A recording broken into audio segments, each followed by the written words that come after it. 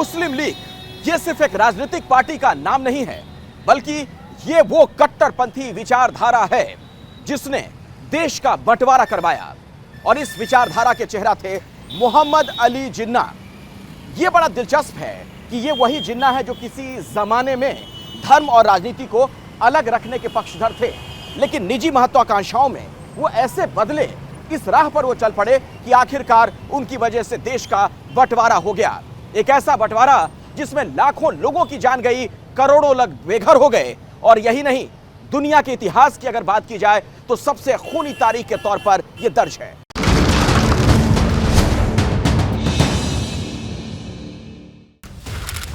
तीन जून 1947, all India radio, नई दिल्ली। अंग्रेजी हुकूमत हिंदुस्तान की आजादी का इरादा तय कर चुकी थी। करीब करीब देश का बंटवारा भी तय हो चुका था। सारी घटनाओं के केंद्र में तीन चेहरे थे: लॉर्ड माउंटबैटन, जवाहरलाल नेहरू और मोहम्मद अली जिन्ना। 3 जून 1947 को लॉर्ड माउंटबैटन का ऑल इंडिया रेडियो पर संबोधन तय हुआ था। माहौल के मुताबिक ये बड़ी बात थी। लॉर्ड माउंटबैटन जब ऑल इंडिया रेडियो पहुंचे तो उनके साथ तीन और लोग थे: जवाहरलाल नेहरू, सरदार बलदेव सिंह और मोहम्मद अली जिन्ना। इन नेताओं की मौजूदगी में लॉर्ड माउंटबैटन का रेडियो पर संबोधन शुरू हुआ। It has been impossible to obtain full agreement on any plan that would preserve the unity of India.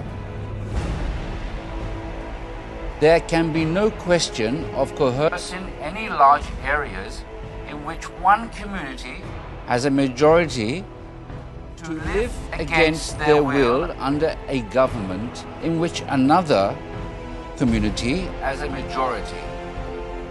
The only alternative to coercion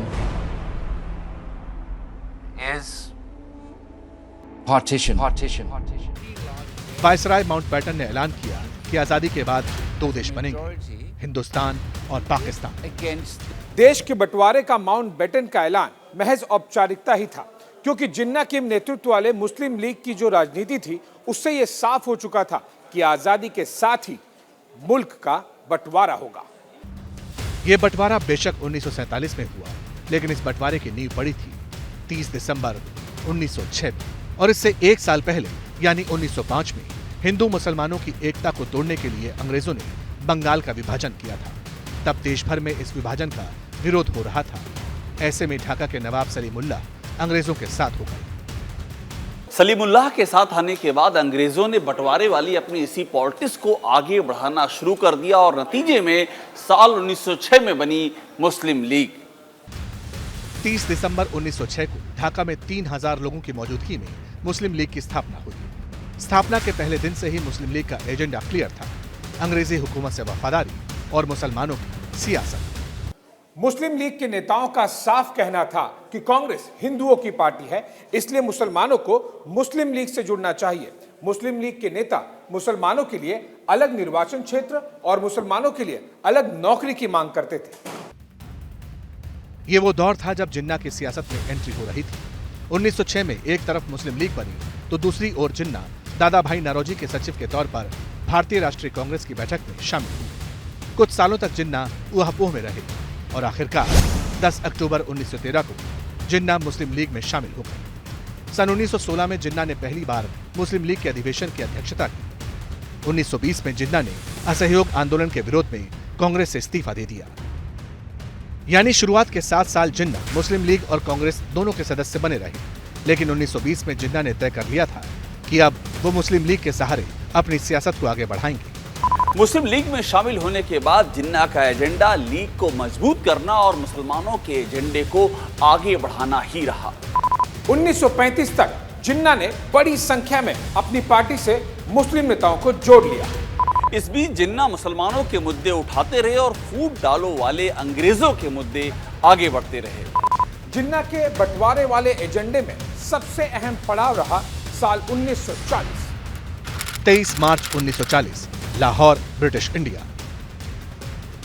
Lahore में मुस्लिम लीग का अधिवेशन हुआ। मोहम्मद अली जिन्ना ने इस अधिवेशन की अध्यक्षता की। यह बेहद निर्णायक अधिवेशन था। इसमें भारत से अलग एक मुस्लिम राष्ट्र की मांग का प्रस्ताव रखा गया। मुस्लिम लीग ने पहली बार अलग मुस्लिम देश का प्रस्ताव पारित किया। जिन्ना ने अपने भाषण में कहा कि एक अलग मुस्लिम राष्ट्र से कम कुछ भी मंजूर नहीं। भारत विभाजन के लिए अगर गुनाहगारों की पड़ताल की जाए तो मुस्लिम लीग एज एन ऑर्गेनाइजेशन, एक संस्था के रूप में तो निश्चित रूप से वही जिम्मेदार है सबसे ज़्यादा।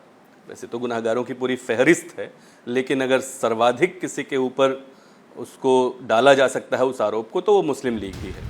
अब तक जिन्ना की लीडरशिप में मुस्लिम लीग एक सियासी ताकत बन चुकी थी। सन 1941 में बंगाल में मुस्लिम लीग हिंदू महासभा के साथ सरकार चला रही थी। सन 1939 में नॉर्थ वेस्ट फ्रंटियर प्रोविंस में मुस्लिम लीग ने हिंदू महासभा और अकाली दल के साथ मिलकर सरकार बनाई थी। सिंध प्रांत की मुस्लिम लीग की सरकार ने मार्च 1943 में अलग पाकिस्तान का प्रस्ताव पास किया था। सिंध प्रांत की सरकार में तब हिंदू महासभा भी शामिल थी। जिन्ना के नेतृत्व में 1940 के बाद मुस्लिम लीग ने और मजबूती से अलग पाकिस्तान के एजेंडे को आगे बढ़ाना शुरू कर दिया। इसी बीच सितंबर 1944 में गांधी और जिन्ना के बीच बातचीत भी हुई, लेकिन यह बातचीत फेल हो गई। जिन्ना अलग पाकिस्तान की मांग पर अड़े हुए थे। 8 मई 1946 को ब्रिटिश सरकार ने 3 सदस्यीय कैबिनेट मिशन भारत भेजा।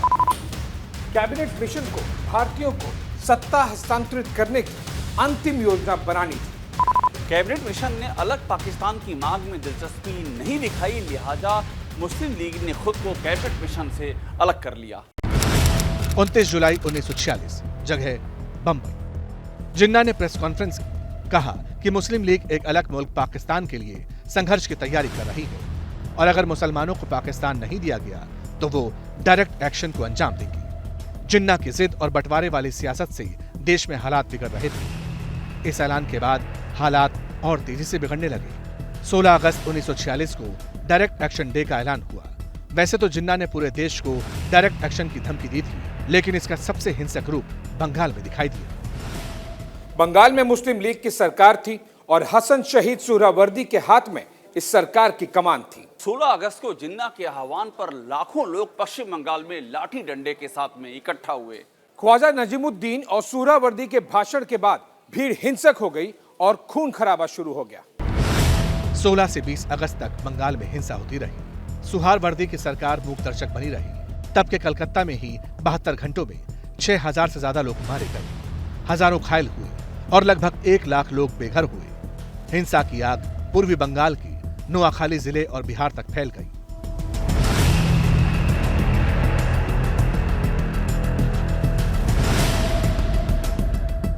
इस हिंसा के बाद देश का बंटवारा करीब करीब तय हो गया। 20 फरवरी 1947 को ब्रिटिश पीएम एटली ने ऐलान किया कि अंग्रेज भारत छोड़ देंगे। भारत की आजादी की तारीख जून 1948 मुकर्रर की गई। लॉर्ड माउंटबैटन को भारत का वायसराय नियुक्त किया गया। माउंटबैटन ने जून 1947 में बंटवारे का प्रस्ताव रखा। महात्मा गांधी इससे सहमत नहीं थे, लेकिन जिन्ना और कांग्रेस के दूसरे नेताओं ने इसे मंजूर कर लिया। भारत के विभाजन का प्रस्ताव स्वीकार करते हुए मुझे खुशी नहीं हो रही। हाँ, मुझे इसमें संदेह भी नहीं है कि इस समय यही एक रास्ता है हमारे पास। भारत के किसी भाग का स्वेच्छा से संघ से बाहर रहने का प्रस्ताव हम सबको अखरेगा। फिर भी मैं इस निश्चय पर पहुंचा हूं कि दूरदृष्टि से भी मौजूदा फैसला ठीक है। बंटवारे के बाद जिन्ना पाकिस्तान के गवर्नर बने। जिन्ना के आजाद पाकिस्तान का ख्वाब तो पूरा हुआ, लेकिन इस बंटवारे की कीमत देश के लोगों ने चुकाई।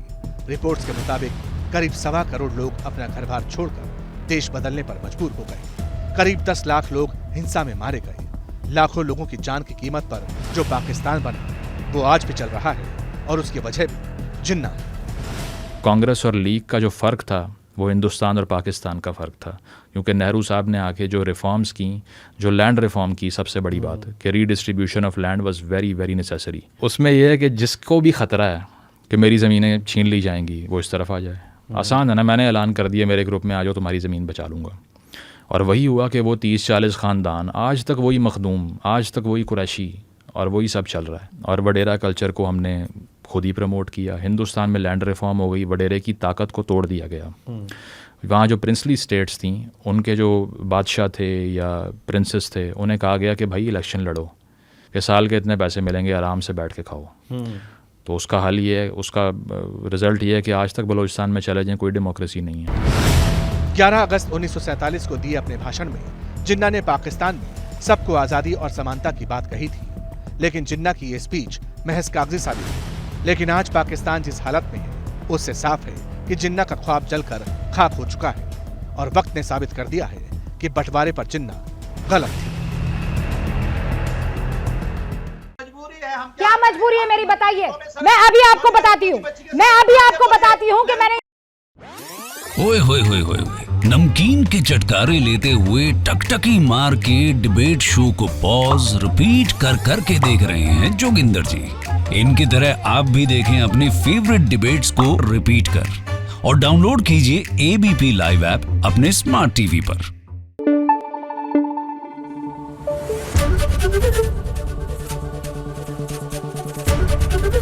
एबीपी न्यूज आपको रखे आगे।